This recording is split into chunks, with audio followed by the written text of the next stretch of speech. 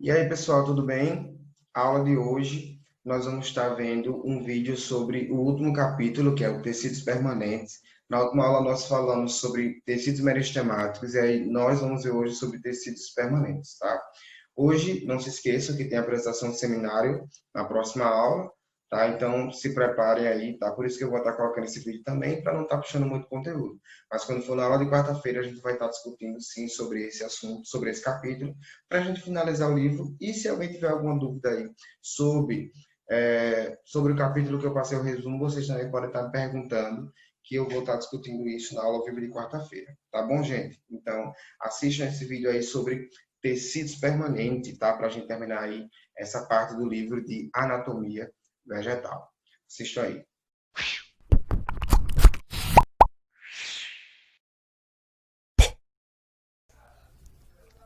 Oi, pessoal, bem-vindos a mais uma aula de botânica. E o assunto dessa aula é o crescimento secundário da raiz e do caule das dicotiledôneas.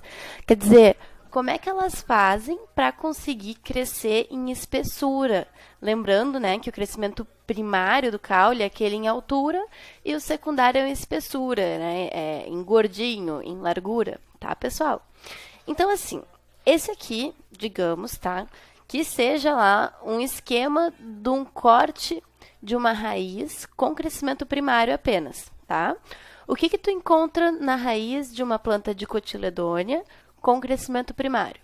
Bom, tu encontra um tecido mais externo que se chama epiderme, tá? Tu encontra um tecido de preenchimento, indicado por essas bolinhas amarelas aqui, chamado parênquima. Nesse caso aqui, é um parênquima que a gente chama de parênquima cortical.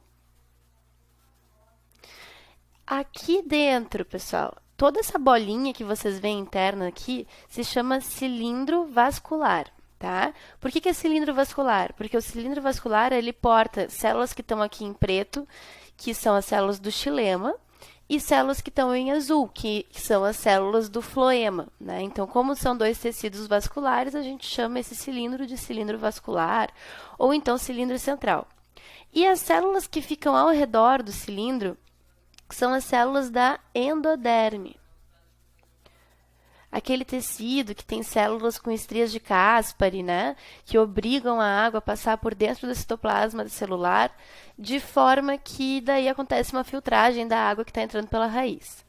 Bom, dentro do cilindro vascular, como eu falei para vocês, a gente vai ter lá as células indicadas em azul, que formam as células do floema, e as células que estão indicadas em preto, que vão formar ali as células do xilema, tá?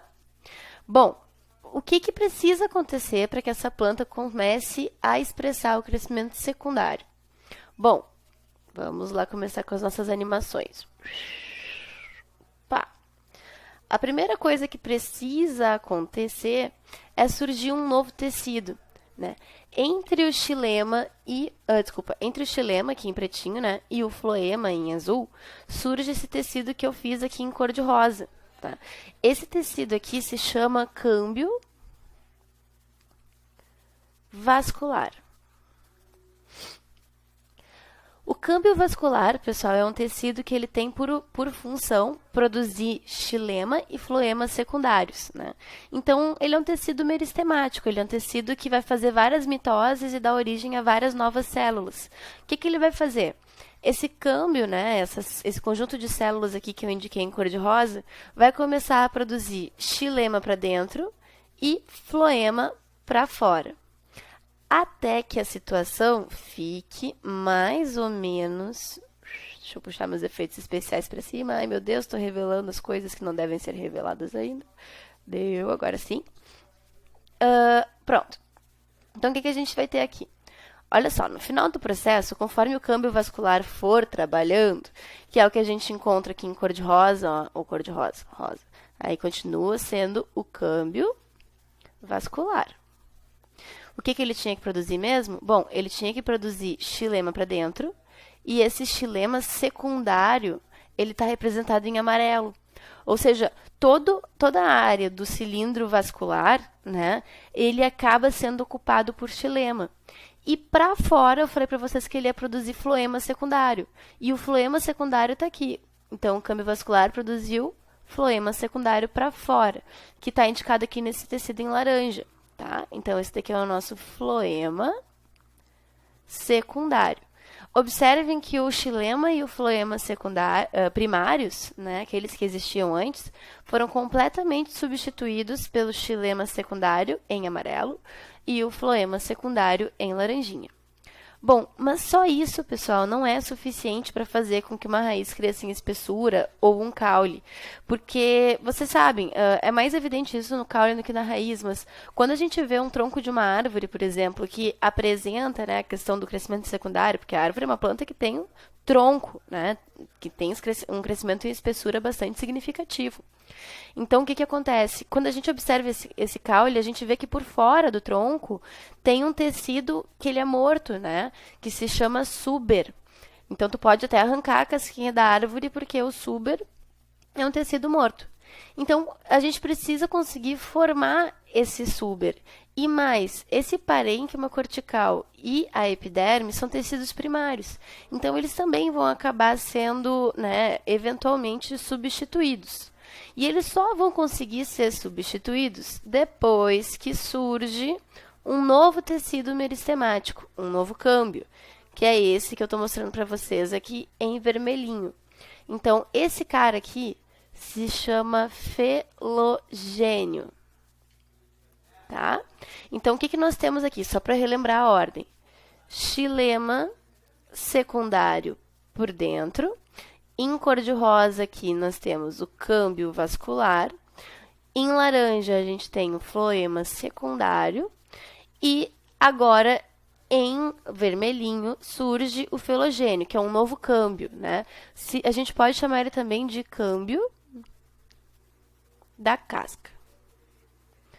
Pode aparecer das duas maneiras, porque a função dele é realmente formar a casca, é formar o suber e mais um outro tecido de preenchimento chamado feloderme, que a gente vai ver no próximo animação super especial aqui. Bom, vocês estão vendo que a minha riscalhada está ficando cada vez mais punk, né? Mas eu juro que ela tem sentido e espero que vocês entendam do fundo do meu coração. Gente, vamos de novo, tá? Em amarelo, a gente tem o nosso xilema secundário, que foi produzido por esse tecido em cor de rosa. O que era o tecido em cor de rosa mesmo? Nosso câmbio vascular. O câmbio vascular produziu xilema secundário para dentro e floema secundário para fora. Então, em laranjinha, pá, aqui a gente tem o floema secundário. E aí eu falei para vocês que a gente tem que começar a produzir a casca, né? Então, para começar a produzir a casca, surgiu um novo câmbio que eu indiquei para vocês em vermelhinho, que se chama felogênio. O que o felogênio faz? Ele produz para dentro esse tecido em azul e para fora esse tecido em preto. O que é o tecido azul que o felogênio produziu? Ele se chama feloderme. A feloderme é um tecido de preenchimento, tá? Assim como o parênquima cortical que eu tinha mostrado para vocês. A diferença é que ele é um tecido secundário. E esse tecido que está aqui em preto, pessoal, é o nosso suber. As células do suber, elas vão ficar impregnadas em lignina e eventualmente vão acabar morrendo. Então, o que vai acontecer agora? Depois que todos esses tecidos se desenvolverem, a gente vai ter um tronco, né, ou uma raiz secundária, que fica mais ou menos, gente, assim, tá? Então, qual seria a ordem dos tecidos? De novo, vamos lá. Xilema secundário por dentro. Em cor de rosa, a gente vai ter o nosso querido câmbio vascular, que produziu para dentro, né, o xilema secundário, e para fora produziu o floema secundário. Depois surgiu um segundo câmbio, que está em vermelho aqui, que a gente chamou de felogênio. O felogênio, ele vai produzir dois tecidos, para dentro o azul e para fora o preto.